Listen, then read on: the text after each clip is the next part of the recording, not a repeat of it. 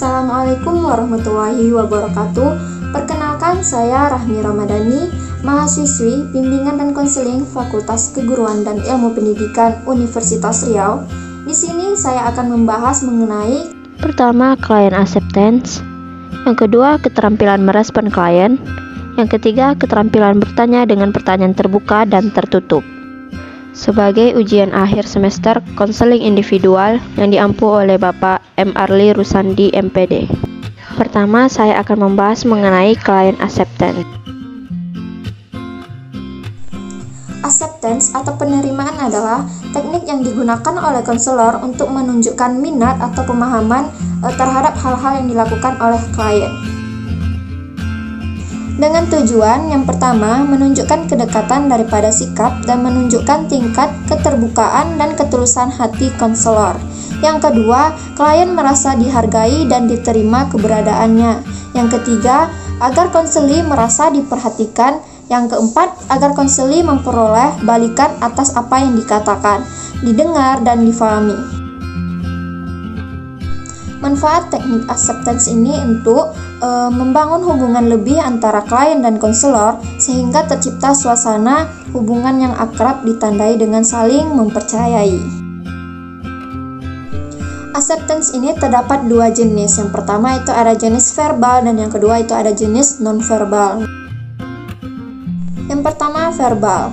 Nah, contohnya bisa seperti ketika kita sedang mendengarkan klien, kita bisa menjawabnya dengan teruskan atau kemudian atau menjawabnya dengan dalam artian mendengarkan klien bercerita. Nah, dalam bentuk panjangnya bisa seperti saya memahami atau saya dapat merasakan apa yang Anda rasakan. Yang kedua ada nonverbal. Nah, dalam nonverbal ini penerimaan dengan bahasa isyarat. Bisa seperti perubahan mimik wajah atau posisi duduk condong ke depan ataupun anggukan kepala ketika klien berbicara dan memelihara kontak mata dengan klien. Nah, saya akan mencontohkan penggunaan teknik acceptance. Contoh pertama. Jadi gini Bu, aku tuh bingung akhir-akhir ini tuh kayaknya Habib lagi jauhin aku. Ibu mengerti apa yang kamu bingung kan? Contoh kedua. Jadi gimana ya Bu, saya ngerasa kesepiannya karena biasanya tuh saya tuh main-main bareng-bareng mereka, tapi mereka sekarang udah ngejauhin saya, nggak mau lagi main sama saya. Nah, itulah bentuk-bentuk dari acceptance yang digunakan oleh konselor terhadap kliennya ketika klien menceritakan permasalahannya. Yang kedua, saya akan membahas mengenai keterampilan merespon klien. Keterampilan merespon klien merupakan hal yang sangat penting yang dilakukan dalam sebuah pemberian bantuan kepada klien. Kenapa? Karena pemberian respon merupakan usaha mengetahui lebih lanjut tentang diri dan permasalahan klien, serta menyampaikan apa yang didengar tentang klien. Nah, berikut beberapa hal yang perlu diperhatikan dalam melakukan keterampilan responding. Yang pertama, responding to content atau merespon isi. Nah, tujuan dari respon ini adalah untuk mendapatkan gambaran atau klarifikasi yang lebih jelas tentang unsur-unsur pengalaman masa lalu klien. Nah, responding ini dapat membantu konselor mengeksplorasi kesenjangan isi pengalaman klien tersebut. Contohnya bisa seperti Anda mengatakan bahwa Anda sangat terpukul kehilangan pacar Anda. Nah, itu salah satu contoh dari responding to content untuk mendapatkan klarifikasi yang lebih jelas tentang permasalahan yang dikatakan oleh klien tadi. Nah, bisa juga dengan mengatakan dengan kata lain, Anda tidak bisa hidup dengan pacar Anda. Nah, itulah contoh dari responding to content. Nah, yang kedua ada responding to feeling atau merespon dengan perasaan. Dalam praktek bimbingan konseling mungkin akan dijumpai klien yang mengekspresikan secara langsung maupun tidak langsung melalui intonasi suara yang menggambarkan situasi yang dialaminya. Sementara konselor ingin melibatkan perhatian dan penghayatan akan pengalamannya dengan memberikan respon terhadap ungkapan perasaan klien. Nah, sebelum memberikan respon, konselor harus mengecek terlebih dahulu ungkapan-ungkapan itu dengan pengamatannya. Apakah ungkapan-ungkapan itu cocok direalisasikan untuk klien pada saat itu, pada situasi saat itu. Contohnya, konselor bisa mengatakan, kamu merasa sedih, kamu merasa diabaikan ya, Atau kamu merasa bahagia ya? Seperti itu. Nah, yang ketiga itu ada responding to meaning atau merespon makna. Nah, responding to meaning berarti konselor memberikan respon terhadap makna atau arti agar dapat memberikan argumen mengapa perasaan seperti yang telah disebut bisa muncul. Contoh sederhana respon makna seperti ungkapan konselor, kamu merasa sedih karena dia pergi. Berkaitan dengan keterampilan responding ini, Prayitno mengemukakan bahwa pada dasarnya upaya membantu klien dalam layanan konseling adalah melalui respon-respon yang disampaikan oleh konselor kepada klien. Nah, respon-respon itu dapat bervariasi, mau itu verbal ataupun non-verbal. Respon yang bersifat verbal dapat berupa pertanyaan yang mendorong klien bebas mengemukakan permasalahannya, refleks isi dan perasaan, sehingga klien lebih menyadari berbagai pikiran dan perasaan tersebut, dan berbagai bentuk respon lainnya yang bersifat positif dan tepat.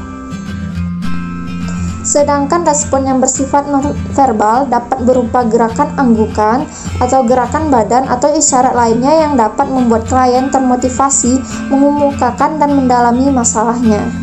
Yang terakhir, saya akan membahas mengenai keterampilan bertanya dengan pertanyaan terbuka dan tertutup. Nah, keterampilan bertanya adalah suatu kemampuan konselor mengajukan pertanyaan-pertanyaan pada sesi konseling. Keterampilan ini sangat penting dimiliki oleh konselor. Kenapa? Karena tanpa keterampilan ini, pertanyaan-pertanyaan yang diajukan oleh konselor mungkin tidak dipahami klien, sehingga ia tidak bisa menjawab, atau mungkin kadang klien itu lebih cenderung diam. Tanpa keterampilan ini, konselor juga akan mengalami kesulitan membuka sesi konseling. Ada dua jenis pertanyaan dalam komunikasi konseling. Yang pertama, pertanyaan tertutup. Nah, pertanyaan tertutup adalah pertanyaan yang mengarah pada jawaban secara spesifik, sering jawaban sangat singkat seperti ya atau tidak. Pertanyaan tertutup cenderung memberikan informasi yang singkat atau dangkal dari konseling. Pertanyaan ini lebih menekankan pada isi pembicaraan daripada memperhatikan ekspresi dan perasaan konseling. Pertanyaan tertutup seringkali juga dibutuhkan dalam komunikasi konseling, terutama untuk mengumpulkan informasi, menjernihkan atau memperjelas sesuatu, dan untuk menghentikan pembicaraan konseling yang sudah menyimpang jauh.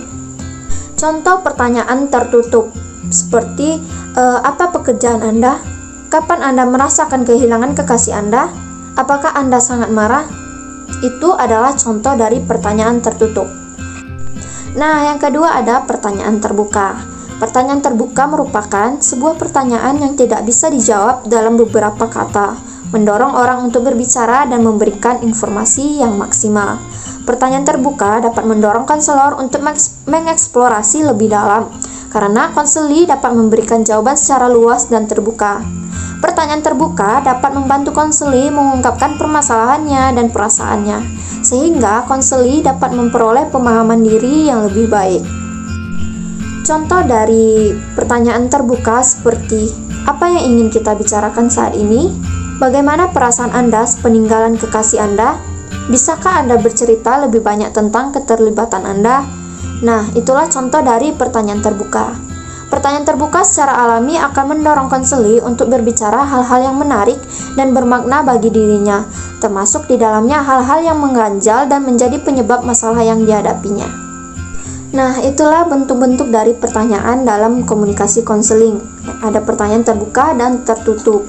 Nah, itulah tadi pembahasan mengenai client acceptance, keterampilan merespon klien, serta keterampilan bertanya dengan pertanyaan terbuka dan tertutup. Sekianlah yang dapat saya sampaikan. Mohon maaf apabila ada kesalahan.